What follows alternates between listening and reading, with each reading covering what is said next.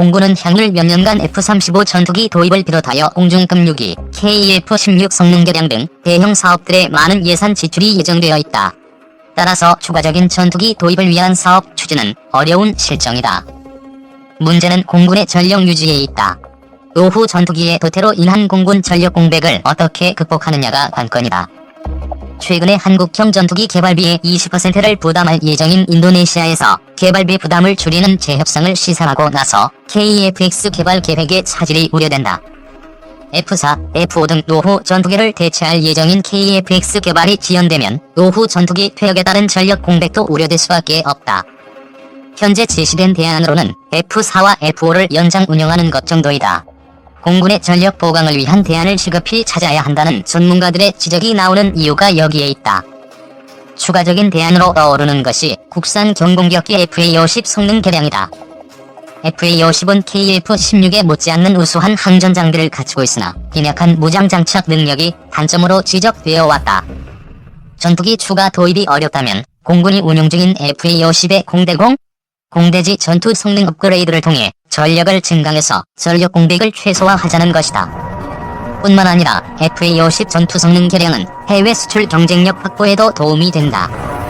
최근 외신을 통해 알려진 바에 따르면 FA-50 도입을 고려한 일부 국가에서 FA-50의 성능은 인정하면서도 제한적 무장 능력을 이유로 다른 기종을 우선순위에 두고 있다고 한다.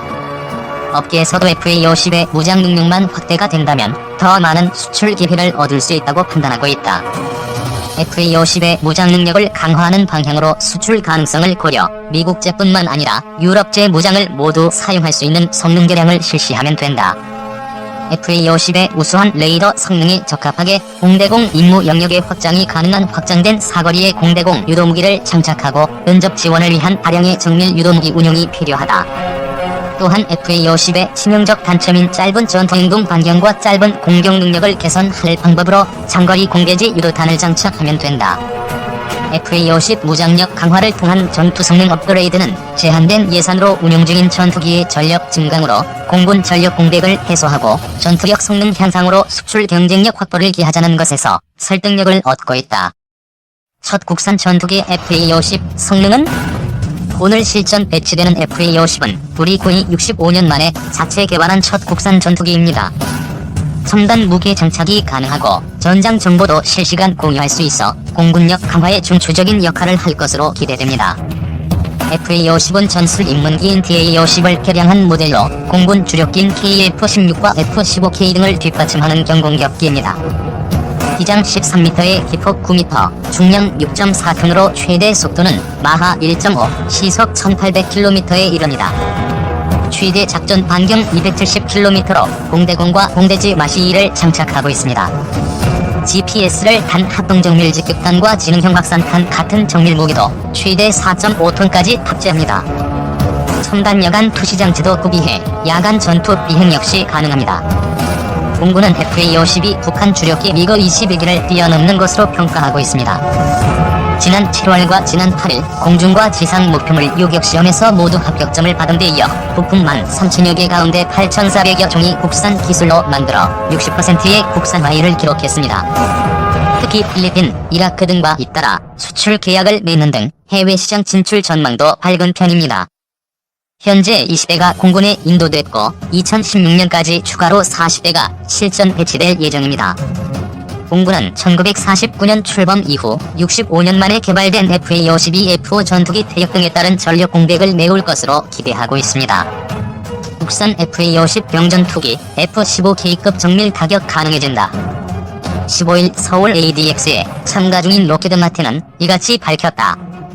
FA-50은 록히드 마틴과 협력하에 한국항공우주산업이 제작하는 경전투기로 카이로부터 FA-50 플랫폼에 스나이퍼 ATP를 통합하는 여러 단계의 주요 일정들을 완수했다. 록히드 마틴은 내년 8월까지 스나이퍼 ATP의 FA-50 경전투기 완전 통합을 2020년 말까지 완전 검증을 목표로 지속 성능을 시험 중이다. 스나이퍼 ATP는 공군의 F-15K에도 장착된 주야간 겸용 고성능 표적 획득 장비로 국산 FA-50에 탑재되면서 목표물 정밀 표적화 및 비저레식 정보, 감시 및 정찰 임무를 위한 고화질 영상 같은 향상된 성능을 발휘할 수 있게 한다. 또한 먼 거리에서도 작은 전술 목표물을 감지, 식별, 자동 추적 및 레이저로 지정하며 비디오 링크 기능을 갖춰 비행기에서 내려다보는 장면을 그대로 지상군에 전송할 수 있게 돼 FA-50 경전투기의 활용도가 높아는 장점이 있다.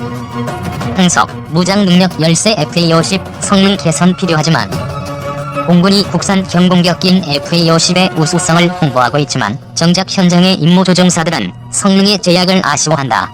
가장 대표적인 문제가 항속거리다. FA-50 구매를 검토하고 있는 나라들이 공통적으로 지적하는 것이기도 하다.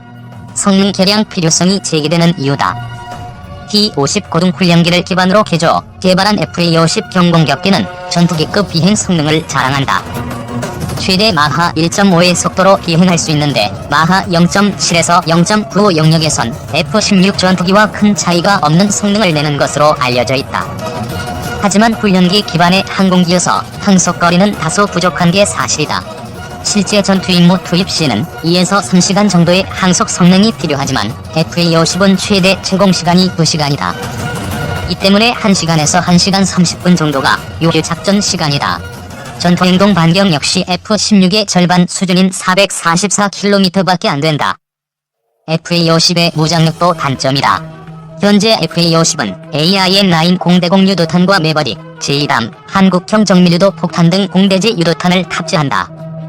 그러나 중거리급 공대공 및 공대지 무장은 없다. 수출 시장에서 경쟁 기종들에 밀리는 이유다. FA-50 제조사인 한국항공우주산업은 FA-50의 공중급유 능력을 갖추는 방안을 고민하고 있다. 미 해군과 유럽 공군이 채택하고 있는 프로브 공중급유 방식을 우선 고려하고 있다. 악천 후 상황에서 복수의 항공기에 동시 급유가 가능하고 소형기 급유에 용이하기 때문이다.